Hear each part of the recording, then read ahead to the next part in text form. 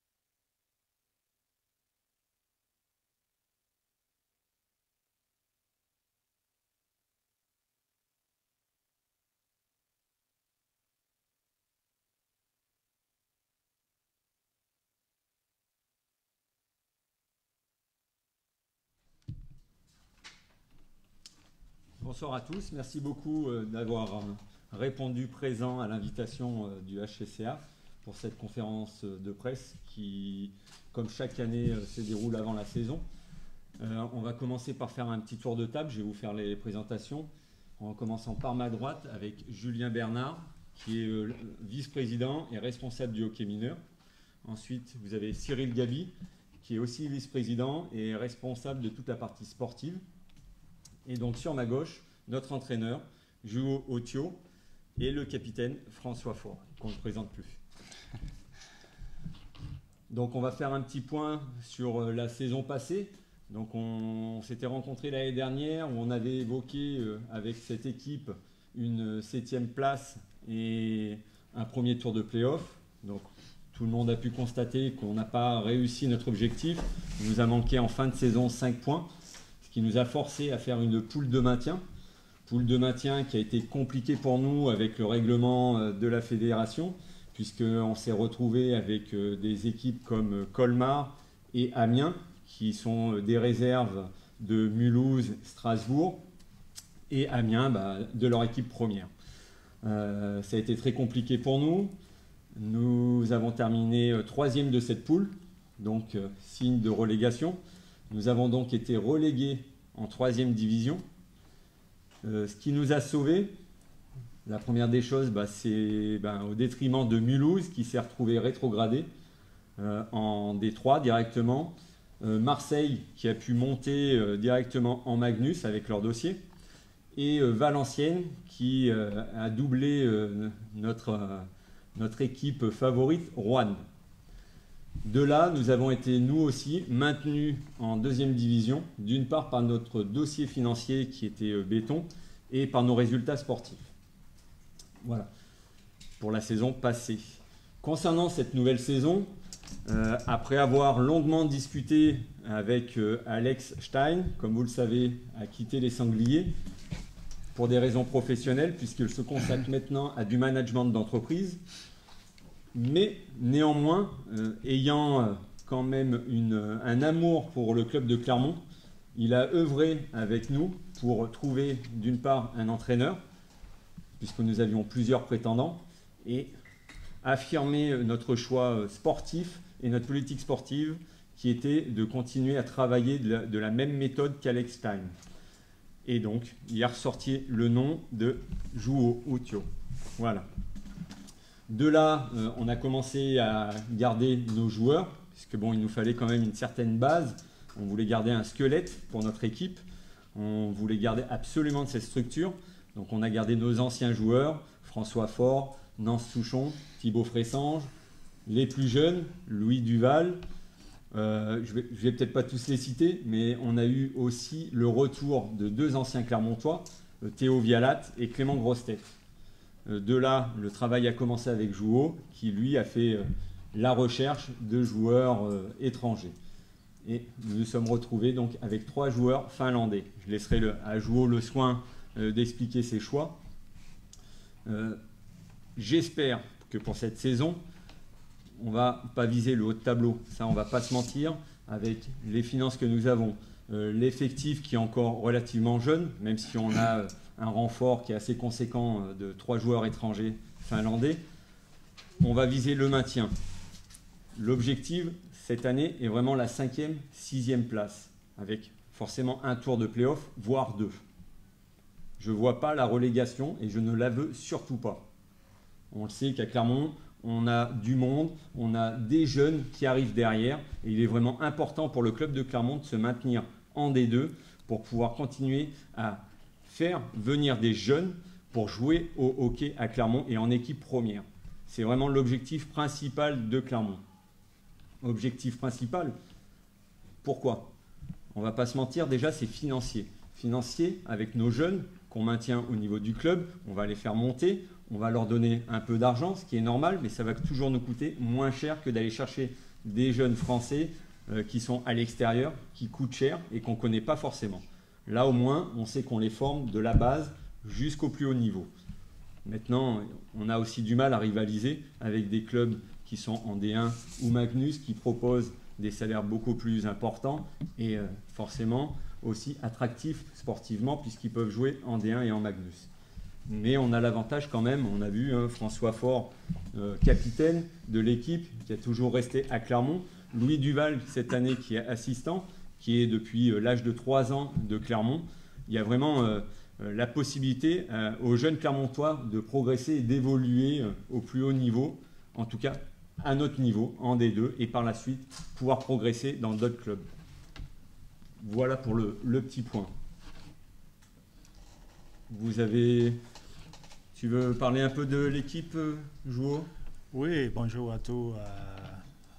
Just maybe François can translate me, but yeah, as Fred was speaking about that, about our objective this season, it's doing it better than last season, doing to make us to playoffs. It's our team's objective this season, and I think we have a group of guys who can do it. We can do it together, and we really want to push ourselves to make it happen. And I'm really happy to see how hard the guys are working and having fun together. And I'm sure it's gonna be. I feel that it's something good is going on in both in the locker room and on the ice. And, it's nice to have many local guys, as Fred speak about the guys from Clermont, Louis Duval, Clément Grostet, Théo Vialat, local guys who has been growing together, playing hockey, and now they can regroup here, and it's good for the team spirit. And I hope our import players, 3 Finnish players, can help our team to reach the goal. And also we want this season develop our young players to give them experience practices, and it's big part of this club's strategy, and we work with that every week. So yeah, that's about it. Sorry, François. It's really long. Non, il y a beaucoup de choses qui ont été dites. Bon, principalement, c'est de faire mieux que l'année passée. Voilà, il sent qu'il y a un bon groupe, une bonne cohésion avec le retour des anciens, mais jeunes Clermontois. Voilà, il y a quelque chose qui se passe, qui sent bon, qui est différent. Voilà, il espère que l'apport aussi des joueurs importés, les Finlandais, va apporter tout son bénéfice et toute leur expérience.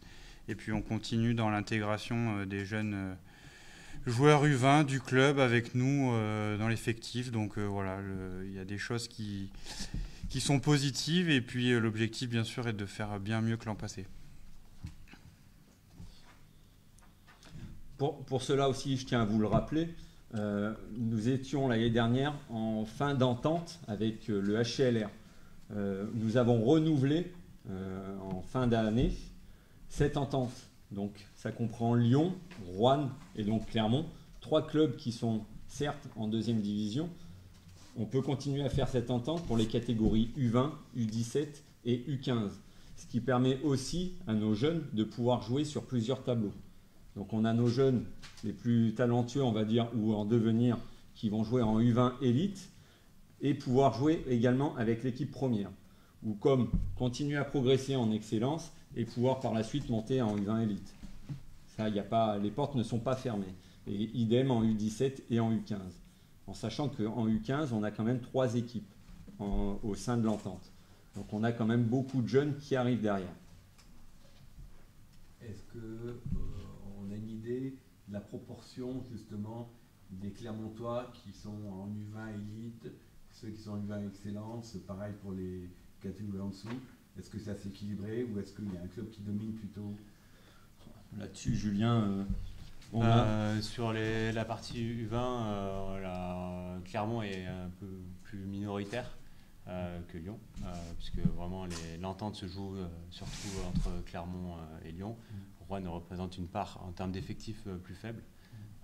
Par contre, au niveau des U17, c'est la tendance inverse, puisque c'est plutôt Clermont qui est le plus représentatif. Et U15, ça va jusqu'à U15 U15, là on a tous des effectifs assez importants. Même Roanne a aussi un effectif un peu plus élevé. Voilà, la proportion elle est on va dire 40% Clermont, 40% Lyon et 20% pour Roanne.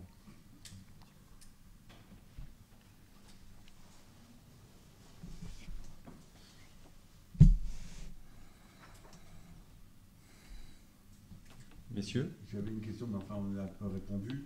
C'est que, est-ce que vous avez les leçons que vous avez tirées de la saison dernière, est-ce que vous avez pu amener des rectifications voulues et si vous étiez dans la continuité, bon, c'est ce que vous avez répondu en fait, qu'on reste dans la continuité du travail fourni par Alex l'année dernière. Oui.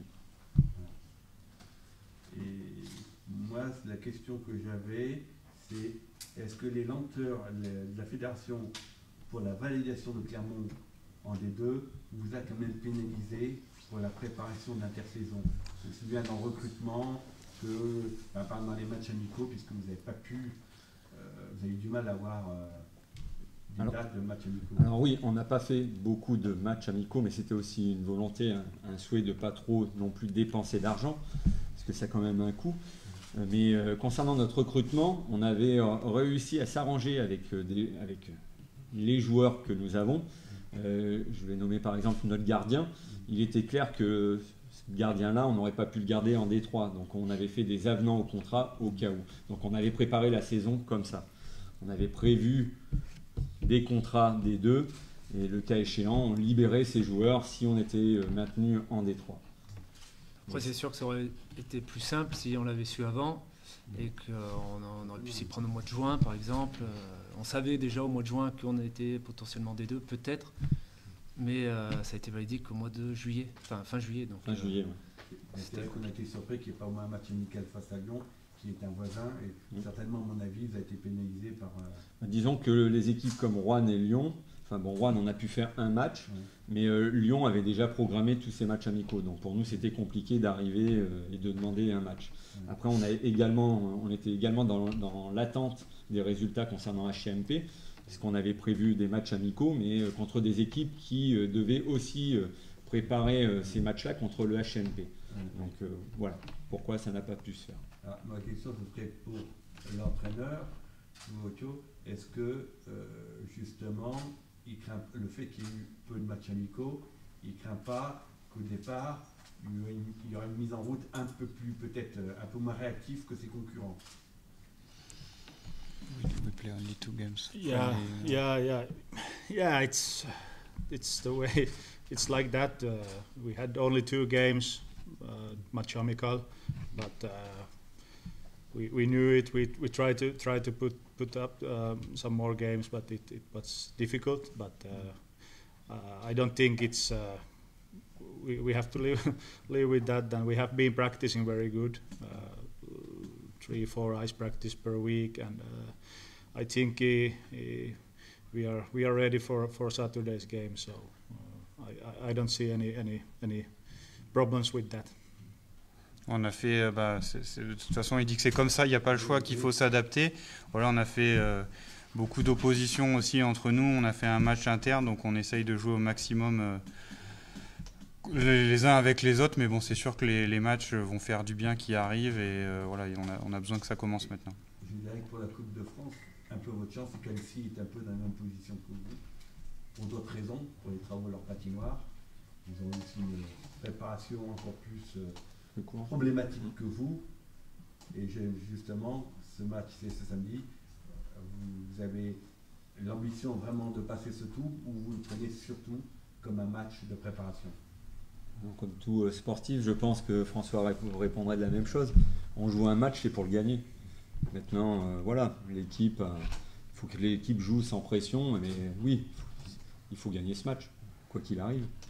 Ça fait toujours du bien au niveau du moral et pour se préparer pour le championnat qui est le week-end suivant. Ouais, c'est ça, ça fait toujours un match on va dire, de préparation, entre guillemets, mais la Coupe de France, c'est toujours un événement à part, c'est sympa. On sait que si on passe un tour, on a la possibilité de rencontrer une équipe d'une division supérieure. Donc voilà, il faut se donner les chances de gagner ce match et puis voilà, de continuer à travailler voilà, sans se mettre de pression. Donc je pense que c'est un plus pour nous. En plus, c'est à Clermont, donc il y a tout pour que ça passe. D'un point de vue sportif aussi, je voulais savoir qu'est-ce qui a pu vous manquer l'année dernière qui fait que vous n'avez pas justement passé ces phases finales, et qu'est-ce qui fait aussi que cette année vous affichez des ambitions encore plus grandes quelque part, parce que là on parle de la 5e, de la 6e place. Qu'est-ce qui vous rend confiant pour vous dire que cette année ça va le faire, quoi? L'année dernière, il nous manquait 5 points, en sachant qu'on a perdu 2 de nos meilleurs défenseurs en cours de saison avec des grosses blessures. Nous avons ensuite, en fin d'année, au mois de décembre, on a perdu l'un de nos étrangers, qui est un Canadien qui a dû partir pour des raisons personnelles, qui a dû rentrer au Canada. Donc, c'est ces matchs-là qu'on a perdus qu'on n'aurait jamais dû perdre. Je peux rajouter quelque chose pour compléter. Fred y a fait allusion. Dans la poule de maintien, il y avait 2 réserves. Des réserves de clubs qui jouaient en division dont le championnat était terminé. Donc ils ont pu faire jouer en poule de maintien des joueurs. Ils ont joué avec le règlement qui leur permettait, parce qu'ils étaient assez jeunes, ils ont fait jouer des joueurs, dont un jouait par exemple en équipe de France senior. Des joueurs qui jouaient, ont fait 40-45 matchs en Magnus et qui ont pu jouer en poule de maintien. Donc des équipes comme Colmar et Amiens qui gagnaient pratiquement plus de matchs sont devenues intouchables. Et c'est pour ça qu'il faut éviter la poule de maintien. Avant cette poule de maintien, voilà, on a perdu 3 joueurs qui étaient relativement importants. Et cette année, c'est les arrivées des joueurs finlandais notamment qui vous donnent cette confiance ou... Et puis nos joueurs clermontois. Ouais, c'est un tout. Je pense que c'est un tout, c'est un groupe, vraiment le retour, comme on a pu le dire, des anciens. On dit anciens, mais alors qu'ils sont jeunes. Mais ils sont de Clermont, donc ils connaissent le groupe, ils connaissent la patinoire, ils connaissent le club, donc ça fait du bien aussi. Moi qui suis là depuis longtemps, on le ressent. Et puis c'est vrai que les 3 imports finlandais sont de très bonne qualité, ils apportent vraiment un plus à l'équipe. Donc le tout fait qu'il y a une très bonne alchimie, et moi aussi je trouve que c'est un peu différent comparé à l'année dernière, on le ressent déjà. Donc il faut que ça se démontre dans les résultats, mais en tous les cas... J'ai presque l'impression que ce retour de ces 2 joueurs, c'est presque un petit choc psychologique Un petit coup de fouet. Je sais pas, en tout cas ça fait du bien parce que voilà, c'est des gars de chez nous, donc ça fait du bien, c'est sûr. Puis on a essayé de bétonner un peu aussi niveau gardien, quoi. On a pris, il y a Jean-Philippe Fontaine là, qui est venu à Clermont, qui a connu aussi le, on va dire, plus haut niveau français, hein, parce qu'il a fait toute la saison avec Mulhouse, justement, et il a pu, même s'il était gardien remplaçant, il a quand même fait pas mal de matchs, et il apporte aussi toute son expérience à ce niveau-là.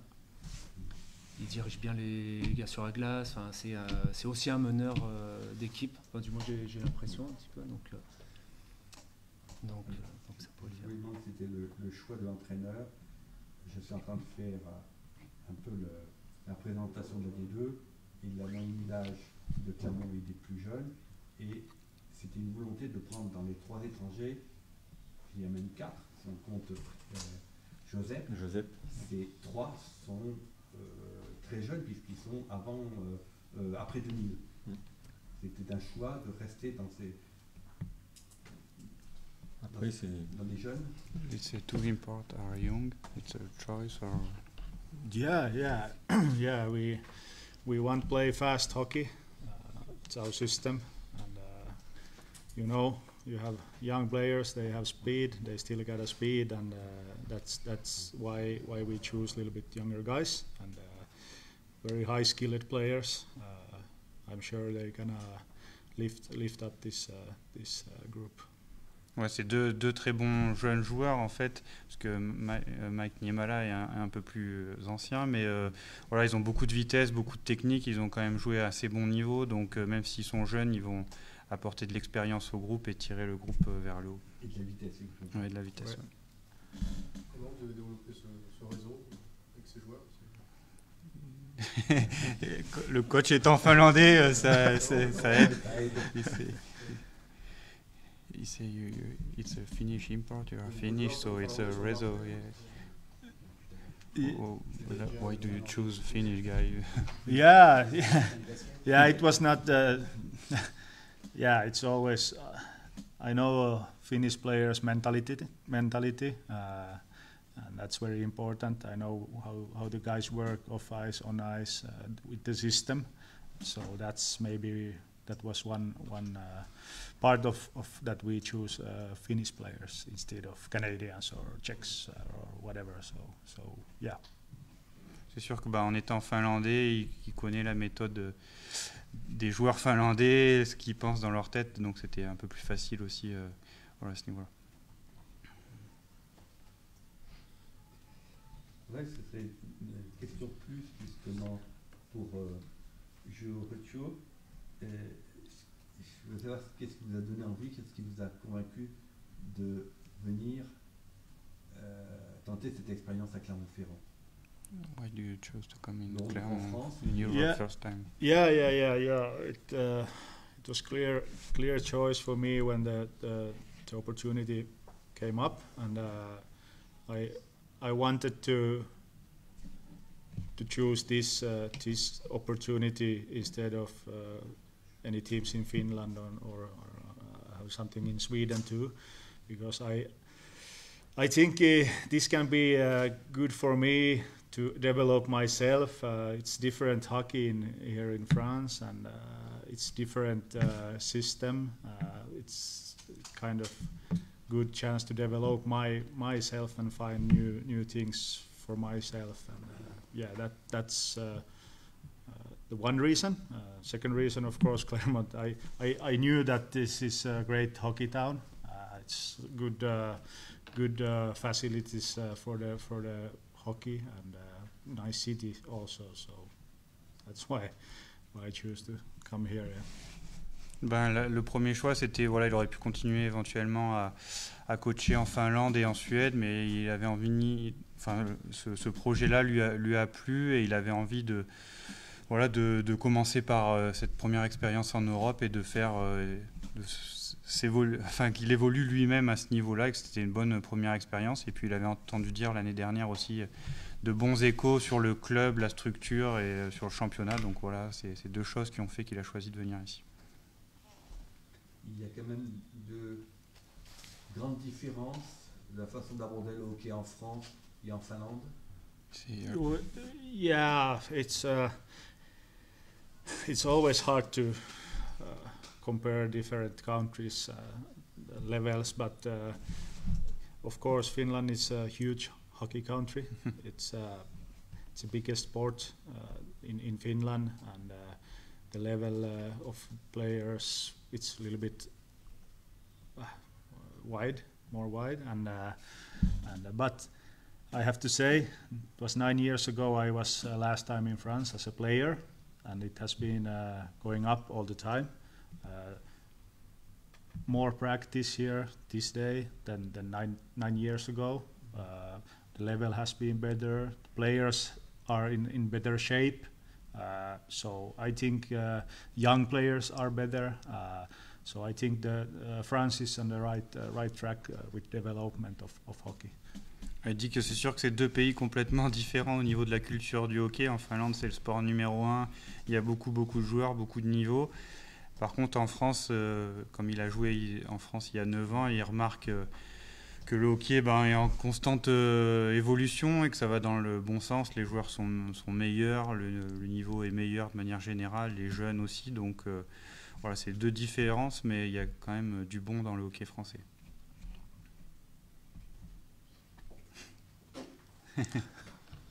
Différence de mentalité. Il y a des différences de mentalité entre le joueur français et le joueur finlandais. Sûrement.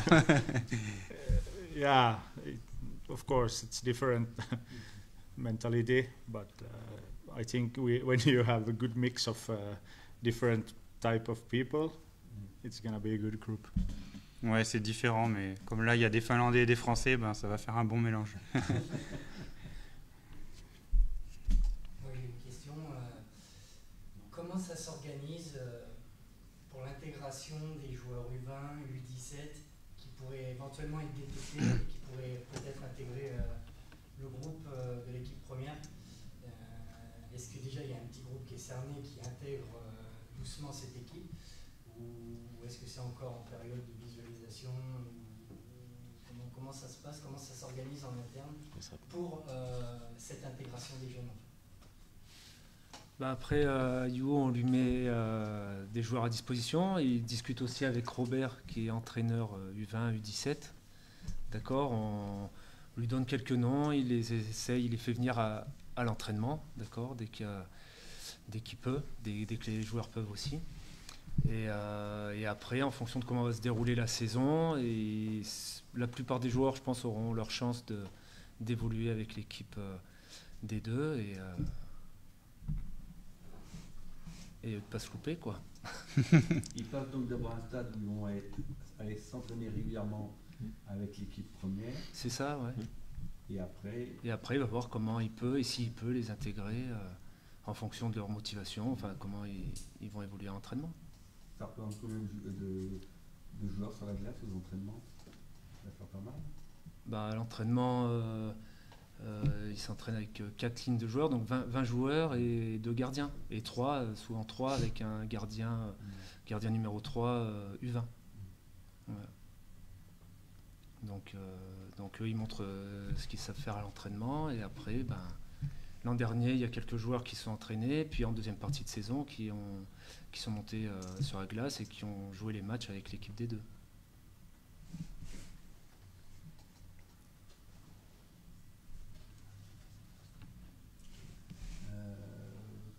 On avait évoqué avec vous le cas Joseph Tuffet. Est-ce que vous avez eu quelques réponses de la fédération? Oui, donc il lui reste encore une année avant de pouvoir le compter en joueur JFL. Ouais. Mais à la fin de l'année, à la fin de l'année, on pourra faire la demande. Donc il lui manquait une année. J'ai essayé, mais non. Donc on m'a dit non. Voilà. Il compte encore comme étranger cette année. À ce sujet, alors les règlements vous imposent combien ou vous autorisent combien de non-JFL plutôt Alors sur la feuille de match, il nous faut combien de 5 max. JFL. 15 JFL. Voilà, 15 JFL. Voilà. Donc 5 joueurs étrangers maximum. Donc là, on est à 4 avec Josep, qui est espagnol.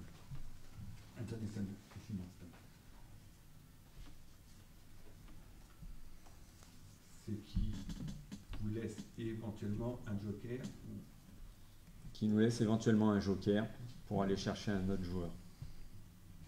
Oui, parce que j'ai demandé à Juo, il ne veut pas remonter sur la glace. Est-ce que vous avez déjà des noms en tête justement pour ce joueur-là? On a des joueurs, oui. Juo a des noms. Maintenant, on va voir comment se déroule le début de saison. On va pas mettre la charrue avant les bœufs, on va attendre. D'ailleurs, c'est bien jusqu'à fin décembre, je crois. Oui, Après, jusqu'au 30 décembre pour aller chercher un éventuel joueur. Il n'y a pas de dérogation en cas de blessure. Non. Non, contrairement à d'autres sports. Oui, là. dans ce sport, oui, il n'y a pas de dérogation pour blessure. Non, après, il y a un effectif qui est plutôt pas mal. Ils s'entraînent fort, sérieusement. On voit une grande motivation. Donc, pour l'instant, ça tourne plutôt pas mal. Et on va voir dans les 2 premiers mois déjà voir un petit peu le résultat qu'on aura, quoi. Vous avez prévu des événements tout au long de la saison? C'est des dates clés pour vous, à la fois sportif ou extra-sportif? Je sais qu'il y a des événements qui vont être prévus durant la saison. Maintenant, on n'a pas, c'est pas défini encore. Voilà, forcément, on va cibler des matchs, voilà, plus à enjeu au niveau du spectacle sur la glace, mais aussi en dehors de la glace, notamment quand on reçoit Rouen. C'est toujours un événement à part et on aime que ce soit aussi un événement à part en dehors de la glace. Donc, bon, déjà, pour tous les matchs de la saison, il y a un gros travail de fait sur l'aspect expérience de vivre un match de hockey au-delà de l'aspect sportif, donc avec des effets sonores, la musique, enfin voilà, toute une ambiance, l'entrée des joueurs qui est un spectacle en lui-même. Donc faut pas venir au coup d'envoi, mais quelques minutes avant, c'est bien de pas manquer ça. Et donc on accentue notamment sur voilà, des dates clés et voilà, par exemple la réception de Rouen est toujours un plaisir et un goût particulier dans la saison. Et maintenant, effectivement, il y aura Lyon aussi. Et à savoir qu'on va mettre en place aussi, à partir de samedi, si je ne me trompe pas, il y aura un avant-match avec la possibilité de parler au hockey sur le parvis, de se restaurer et de boire un coup avec les copains juste avant le match et pendant, bien sûr, et après. Après, un autre événement qu'on organise, alors c'est durant toute la saison, mais c'est plus à destination de la découverte de notre discipline, le hockey sur glace. Donc pour tous les enfants qui auraient envie de s'essayer au patinage, toute l'année, il est possible tout simplement de venir à la patinoire. On prête des patins, un casque, et ils peuvent venir essayer. Puis si ça leur plaît, on est ravis de continuer avec eux pour voilà, faire grossir nos effectifs et voir ces petits bonhommes et ces petites filles bientôt voilà, dans notre équipe première. Voilà, ça c'est toujours un grand plaisir. Donc voilà, on espère aussi faire grandir notre effectif de jeunes passionnés de hockey. Justement, ce sujet, après la période trouble du Covid, où en est-on justement pour l'évolution des licenciés? Il faut savoir que depuis l'année dernière, on est en augmentation au niveau des licences. Alors effectivement, avec le Covid, on était descendu à 320 licences. L'année dernière, on a enregistré 380 licences. Donc là, bon, c'est en cours actuellement, je ne peux pas donner de chiffres, mais on a quand même une évolution de par justement la communication qui a été faite. Il y a eu un gros travail qui a été fait depuis l'année dernière. Beaucoup d'événements organisés par le hockey mineur, avec des portes ouvertes, avec nos partenaires où on peut se mettre sur le parvis. Ça a été le cas avec Decathlon. Ça va se faire également avec le partenaire Leclerc. Et on essaye d'organiser des journées comme ça découvertes. À savoir qu'on a aussi dégagé des créneaux horaires, notamment pour les féminines, chose qu'on n'avait pas avant. Mais c'est une forte demande de la Fédé et une forte demande à Clermont aussi d'avoir un créneau horaire pour les jeunes filles, enfin pour les filles en général. Et ça, c'est super important aussi pour le développement de notre sport. Il y a les garçons, on a le para, on a des loisirs, mais on a aussi les filles. Et ça, je trouve que c'est plutôt bien. D'ailleurs, dernièrement, Julien avait organisé une journée spéciale filles. Et ça s'est bien passé. Ça s'est très bien passé. On a organisé un match de hockey féminin aussi. Donc il y a des équipes féminines pures. Et alors on n'en a pas nous, mais on est en train avec les effectifs qu'on a, de travailler un peu en collaboration avec d'autres clubs pour pouvoir permettre aux enfants de continuer. Avec une équipe féminine. Pour le moment, non. On est resté que dans l'entente U15, U17, U20. Est-ce qu'on peut situer comment Clermont au niveau national pour son importance en nombre de licenciés? On est un des gros clubs en nombre de licenciés français. Pour la zone, en tout cas, oui.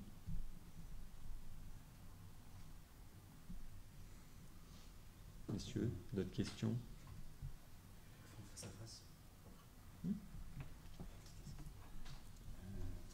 Pas d'autres questions, messieurs?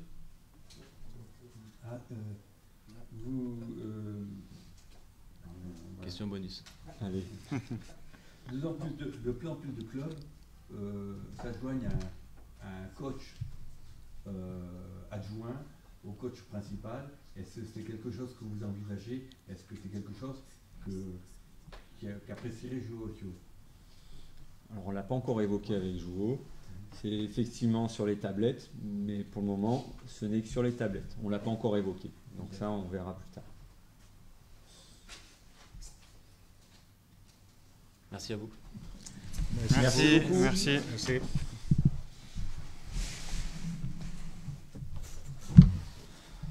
bon.